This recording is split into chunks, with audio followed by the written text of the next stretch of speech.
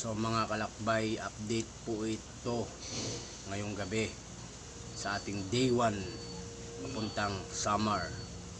So aabutin pa ako ng ilang araw at ilang buwan para makarating ng Matnog, para makasakay ng barko. So update pa lang po ito So sana supportahan niyo po ang aking YouTube channel, Kalakbay Vlog TV.